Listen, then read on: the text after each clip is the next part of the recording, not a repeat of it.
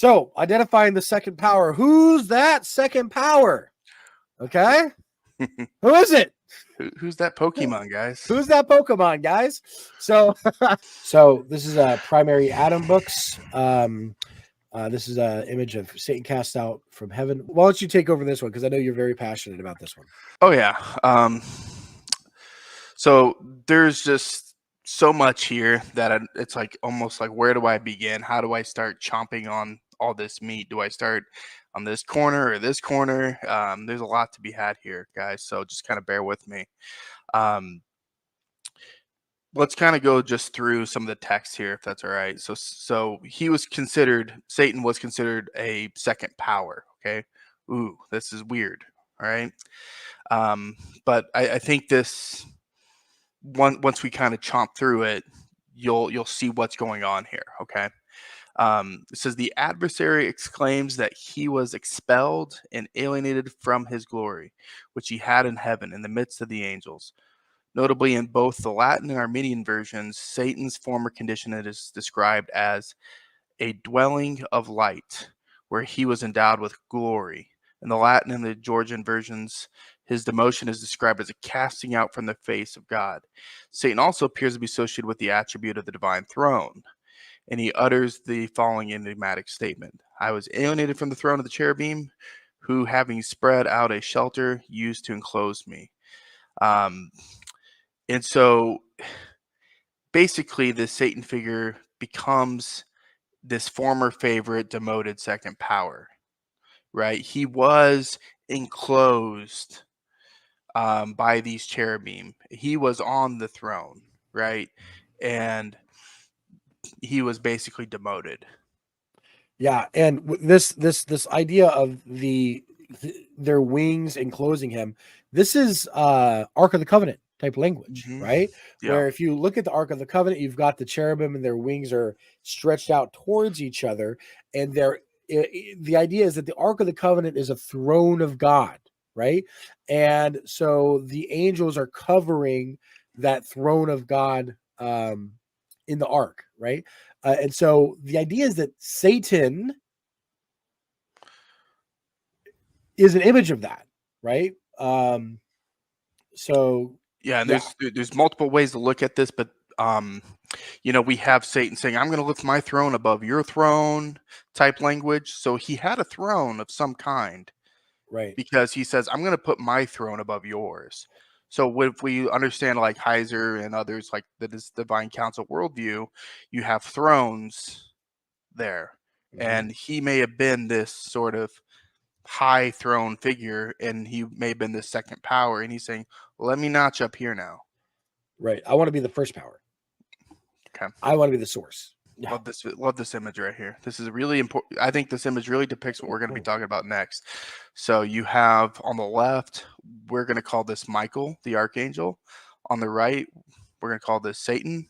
And in the center, we're going to call this the Adam, an Adamic figure. Right. Okay. Right. Very good. All right. Just to kind of go through some of this text here, okay? I think all this stuff is just good meat and potatoes. So Eve was already kicked out of paradise, and the devil is playing with her, messing with her, and entrapping her and lying to her, and she is getting ticked. And she says, why do you assault us for nothing? What have you to do with us? What have we done to you that you should pursue us with deceit? Why does your malice fall on us? Have we stolen your glory? Made you to be without honor? Why do you treacherously and enviously pursue us, O enemy, all the way to death? The devil responds, O Adam. Adam meaning dust, earth. Okay, that's important. Right. Adama.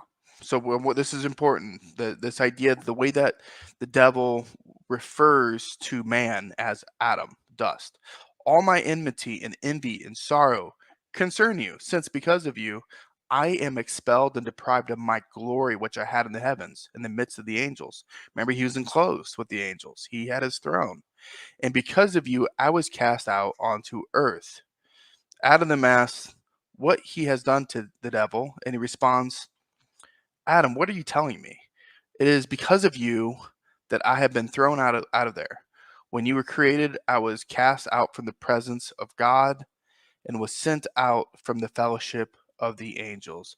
I was in this council with God. I had my throne there. And because of you, I'm no longer there. Right. Hmm. Well, why is Adam the reason why Satan is no longer there? What happened? Right. Which That's yeah. so So yeah, go ahead. yeah, so this is from the Wisdom of Solomon, chapter 2, verses 23 through 24. This is canonical in the Orthodox Church, in the scripture. For God created man to be immortal and made him to be an image of his own eternity. Nevertheless, through envy of the devil came death into the world, and Hmm. they that do hold of his side do find it. Right? If you hold on to the devil's side, you will find death, right? And so again, we have this affirmation of the image of God, right? That we are created in, attached directly to the envy of Satan. Okay. Okay. Yeah. Image of his own eternity. Okay. Yes. Yeah. That's really, really, really, really, really important. Okay. Yeah. All right. So when God breathed his spirit into you, you received the likeness of his image. Thereupon Michael came and made you bow down before God. Hmm. The image of God in man. Orlov is basically saying this, right in page 25. The image of God, man becomes this icon so that angels can now worship God, not just venerate, but actually worship God through Adam, worship the image of God in man is the idea, right? Now, it's also important to note then at this point, then the first power is receded, right? He's totally invisible, right? Hmm. There's no visibility to be had. That's the motivation for why God creates Adam, because he's invisible. He creates Adam. Go ahead. Yeah. So Adam becomes an icon for God in which angels are to worship God the Father through, is what I'll say, right? Right. Um, it's really fascinating, this idea that finally now we have this image in which we can worship God is sort of the depiction being put up. And Michael's saying, all right, now we're going to go bow down and worship God. Here's his image. Okay. Mhm. All right. God said to Michael, behold, I have made Adam in the likeness of my image. Then Michael summoned all the angels, and God said to them, come, bow down to God, whom I made. Right? Mhm. All Yeah. right, let's keep going down here. Michael himself worshipped first, then he called and said, worship the image of God, Jehovah. I answered, this is Satan. I do not have it within me to worship Adam. Yes. When Michael compelled me to worship, I said to him, why do you compel me? I will not worship him who is lower and later than me. I am prior to that creature. Before Mhm. he was made, I had already been made. He ought to worship me. Hearing this, other angels who were under me were unwilling to worship him. So, one thing that's really important to mark out here is Michael is saying, worship the image of God. Right. Satan is saying, I'm not going to worship Adam. Dirt. Dirt, dust. Mhm. So, this gets into some of the things that we were talking about in previous um, sessions. We've talked about this idea of seeing the veil and seeing what is beyond the object to the subject. Okay. And I want to break that down a little bit. Um, the idea is that the image of God, the perfect image of the invisible God, is worthy of worship. Mhm. And it is not the humanity that Michael is saying to Satan to worship. He's saying, worship the image of God. So Adam becomes, okay, this is going to be a word that you're going to have to hold on to, but Adam becomes an idol, right? This figure in which the image of God dwells in. And so when you see throughout the Old Testament people worshiping Baal or whatever their other gods, they would create their own image, right, of like a golden ox or what have you, and then the god would then go dwell within the idol, whatever that's a golden calf or what have you, right? And I think it's important to note that the priest would breathe into the face or breathe into the nose of that Yep. idol, right? So the idol was not truly the god until after the priest breathed into the nose. So it was animated by the Right. god. So before it's just a nice statue, Right. right? It's a nice golden statue. But when they go through this process, the idea is that the god then enters the idol, right? Right. And so what we have here is man is the temple of God, right? That this is Christian language we have and referring to ourselves. However, where we're going to be careful is understanding Jesus is the perfect image of the invisible God. We're not. Right. So We're he not. is, we're made in the image of God. He is the image of God. So the word in John actually says he is the icon of God. That is Right. the Greek word, icon. Right. Okay. So Satan refuses and says, nope, this is just a man. I'm not going to worship a man. But Michael's saying, worship the image of God. Right. Really important. Okay. Do you want to So, get this? Go ahead. yep, I'll take this. So, this tradition actually is preserved in the Quran. Okay. Yeah. So while we don't have this in the Bible, Muslims are going to be aware of this tradition because it is in the Quran, and I think it's useful for dialogue with Muslims for you to be aware of this concept, right? But there is an important, a vitally important distinction, and we're going to get into that. So Right. this is the seventh chapter of the Quran, and it's called Al Aruf. I don't know Arabic, so Al Araf, something like that. In English, it means the elevations. It's Quran chapter 7, and we're going to read a bit of the Quran today. All right. So obviously, if you aren't aware, this is not orthodox. Um, so so we created you, then we shaped you. Then we said to the angels, bow down before Adam.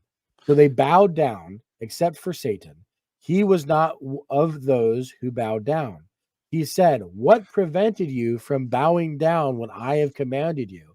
He said, I am better than he. You created me from fire, and you created him from mud. Funny. Um, uh, No, it's heresy. so yeah, All right. exactly. You created me from fire. You created him from mud. Now, remember earlier I had mentioned the ministers of a flame of fire. Right? He makes his ministers a flame of fire, right?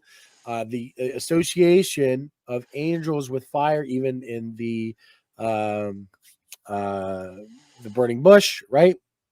This is important to keep in mind. So he says, you created me from fire. You created him from mud. He said, and then he said, this is Allah. Allah said, get down from it. It is not for you to act arrogantly in it. Get out. You are one of the lowly. He said, give me respite. So Satan says, give me respite until the day they are resurrected. And then Allah said, you are of those given respite. And Satan says, he said, because you have lured me, I will waylay them on your straight path.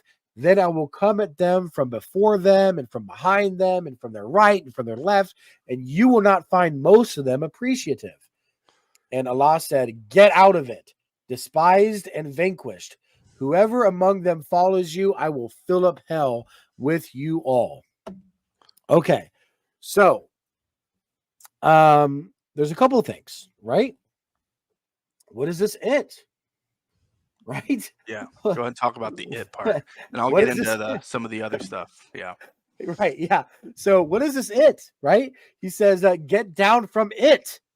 It is not for you to act arrogantly in it. Get out. You are one of the lonely. Right. He says, again, get out of it. Despised and vanquished. It. What is it? Well, some translations of the Quran will say paradise. Right. Get out of paradise. Right. It wasn't created for you. But the word paradise is not in the Arabic text whatsoever, right? And we have here a quote from Ibn Kathir, who says, he notes, because you defied my command and disobeyed me, get out. It is not for you to be arrogant here. In paradise, according to the scholars of Tafsir. But Ibn Kathir says it could also refer to a particular status which he held in the utmost highs, particular status, throne. Right? Get out of the throne. This throne does not exist for you to be arrogant towards me. Angels are no longer going to enclose you. Right. You get out. Get out. If you can't worship the image of God and man, which I want to bring up. If we scroll up a little bit here. Up. Yep. Bow down before Adam. Well, that's not what we have in our text. Right. No, we have bow down before the image of God. Right. And the person who calls him Adam, Satan, is Satan. He is the one demoting what we have before our eyes here. The icon of God that we worship, the perfect image of the invisible God that we worship, he demotes and says, well, this is just man. I don't worship him. Right. Nonetheless, it's interesting that it's in the Quran that God is the one demoting him. It is Satan who refuses to worship a man. Right. Right. And it's God who demotes him to Adam. Right. Yeah, but also just this understanding that it seems like Allah is okay with the angels worshiping man. Right. To put him above the angels. But the reason being that we say that man is worthy of worship, right? What we would say Christ is because he's the perfect image of the invisible God. Right. And you'll notice that in this text, there's no reference to the image of God. None. Right? So in the Quran, you have God no longer referring to Adam, right, as the image of God. You have God referring to Adam as Adam, and then Satan basically agreeing with God, saying he's mud, right, which is Adam, right? I don't want to worship Adam. I don't want to worship this mud, right? And so it's interesting. It's very interesting. And again, this is sort of two powersy, right? It's very interesting, right? Satan expelled. Yeah. Yeah, this is my, in a way, idol, where I am being presented inside and you're to worship me through it.